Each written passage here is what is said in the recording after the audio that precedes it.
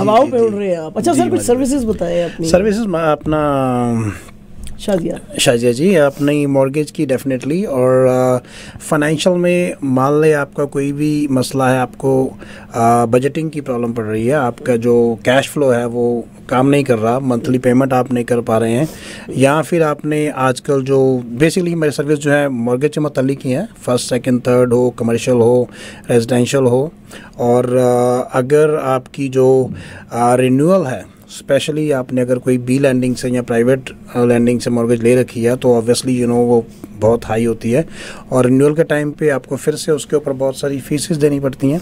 तो आई वुड से कि हमारी कंपनी जो है, हमारी जो, क्योंकि हम माजिद भाई जानते हैं कितने सालों से हम एक साथ काम कर रहे हैं, और we are there for, I am there for 15+ years now, and जो फीस है, जो कहते हैं ना कि जो सबसे ज़्यादा सूद मारता है या फिर जो फीस मारती है क्लाइंट को, उसका हमारे पास ये इंतज़ाम है कि हम आप जहाँ से मर्जी ट्राई कर लें और हमारी फ़ीस कंपेयर करें, वो बहुत कम होगी, वो भी उन केसेस में जिसमें प्राइवेट मॉर्गेज है, हमें लेंडर से कुछ पेमेंट नहीं मिलती। जहाँ से हमें लेंडर से पेमेंट मिलती है वहाँ से हम क्लाइंट से कोई चार्ज नहीं करते। कि जो लोग क्वालिफाइड हैं और उनकी लेंडर से मॉर्गेज हो रही है, लेंडर हमें पे करता है। बहुत बारी क्लाइंट्स को इस बात का भी इल्म नहीं होता और ब्रोकरेजेस जो है वो चार्ज कर लेती हैं फीस उनसे, तो वी डोंट डू दैट। अगर आप क्वालिफाइड हैं तो आपको कोई फीस नहीं लगेगी। हैरी जी, अभी मेरी तो प्रोडिक्शन ये है, और मैंने और शाजिया जी ने तो, हमने तो शुरू में कह दिया था, मार्च में कह दिया था हमने, सारी जो हो रहा है ना आजकल, हमने मार्च में कह दिया था जी। तो वैसे क्या हो रहा है आजकल?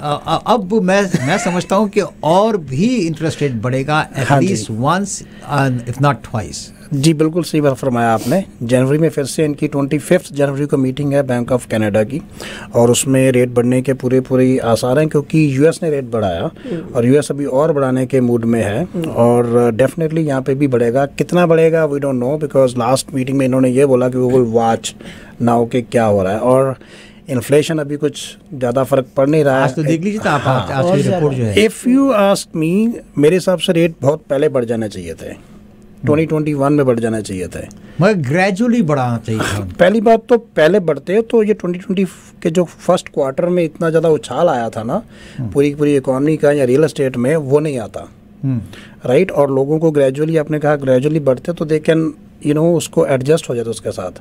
अभी क्या है कि पेमेंट अगर आपकी किसी की $3500 थी, वो जाके 5000 से ऊपर हो गई, तो how can they afford, right.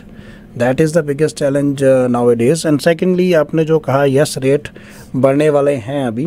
I would से कि रेट कम होने की या थमने की जो सिचुएशन है वो आई वुड से मिड अगला साल और may be end of the next year, उसके बाद कुछ कम होने की या स्टेबल होने की उम्मीद है। तब तक अभी आप क्या प्रेफर करते हो, लोगों को क्या गाइडलाइन दे रहे हैं आपके? Should they go for fixed rate और they go for variable?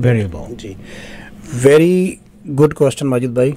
$10 for this. जी मुश्किल होता है आंसर गुड देना, right, for we can do that.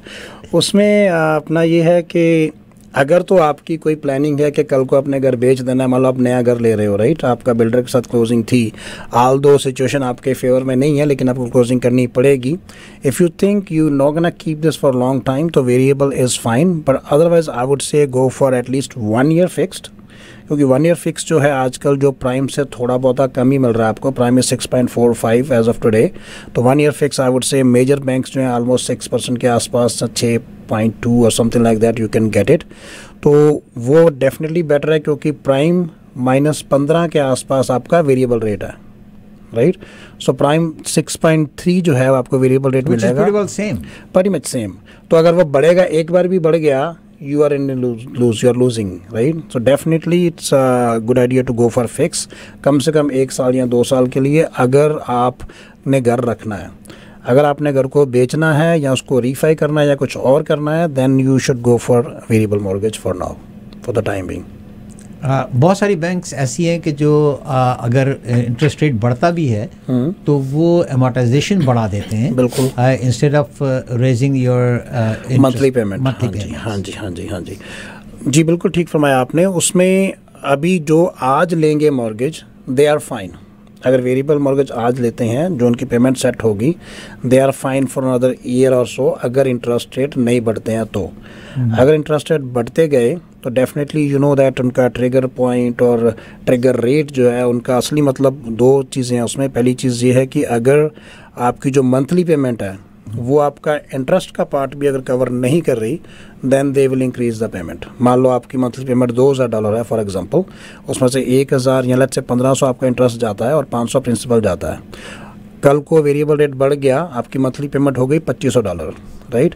उस 2500 में से आपका इंटरेस्ट है 2500 प्रिंसिपल। अब अगर आपकी जो पहली पेमेंट थी वो इंटरेस्ट भी कवर ना कर पाए, 2000 से ऊपर हो गई, 1500 का इंटरेस्ट नहीं कवर कर पा रही, तब आपकी पेमेंट बढ़ जाएगी।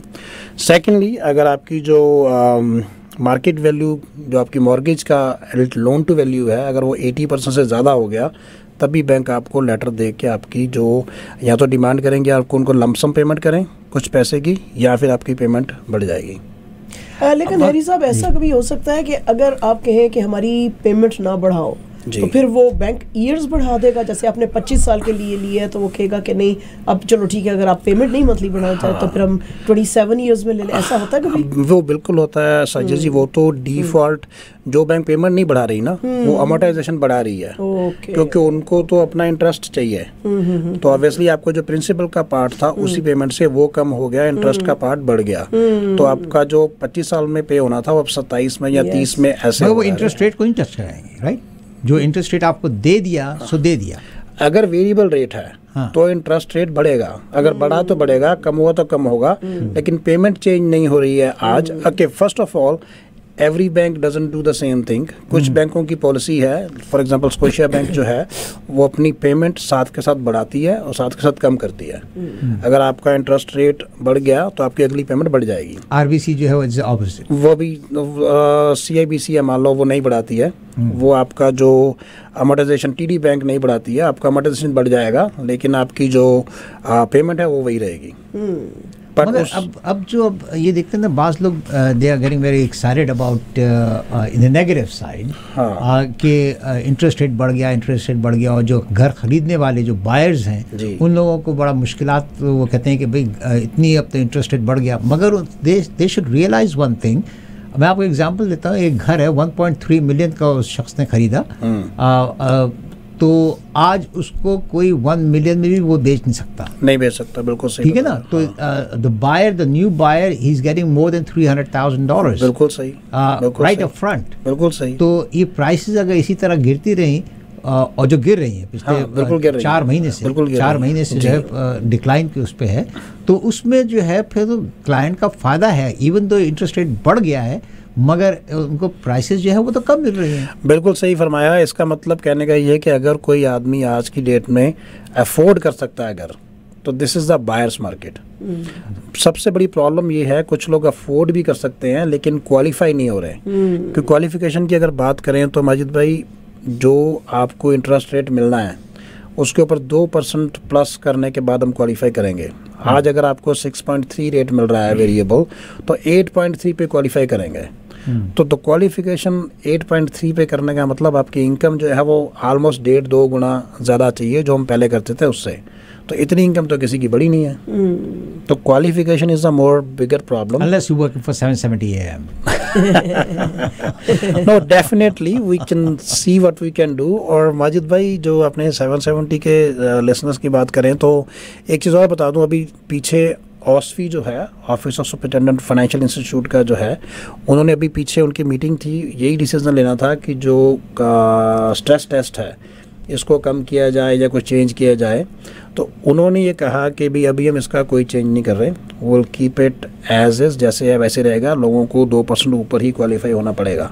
हाल दो क्योंकि क्वालिफिकेशन ऑलरेडी रेट इतने बढ़ चुके हैं, तो पहले से ही काफ़ी स्ट्रेस तो बंदे का हो गया पहले से ही, राइट। तो स्ट्रेस मिल रहा है उसको, स्ट्रेस के ऊपर, हाँ बिल्कुल सही बात है। तो लेकिन उन्होंने कहा कि अभी जो हालात हैं, अभी और ज़्यादा इंटरेस्ट रेट बढ़ने वाला है, देयर इज़ अ चांस, तो हम रिस्क नहीं ले सकते। तो कहने को तो ये भी है कि उन्होंने जो पहले ये पॉलिसी करी थी, it didn't work out well. उनका मकसद तो था कि वो लोग ले ही ना पाएँ जो लोग अफोर्ड नहीं कर सकते, पर वो नहीं हुआ ना। वो 2% के बाद भी अफोर्ड नहीं कर पा रहे आज की डेट में, right.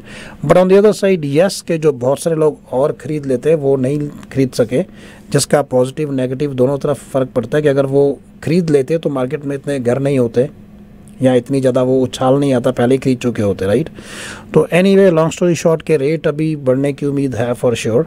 Last question of mine is कि वो लोग जिन्होंने घर बुक करवाए हुए थे, जी है ना, वो लोग जिन्होंने घर बुक करवाए हुए हैं और उस ज़माने में I'll give you the same example कि $900,000 का उन्होंने घर बुक करवाया था उसका, और उस पर उन्होंने प्री अप्रूवल लिया था, मगर now that house is worth $750,000. What's the story with them?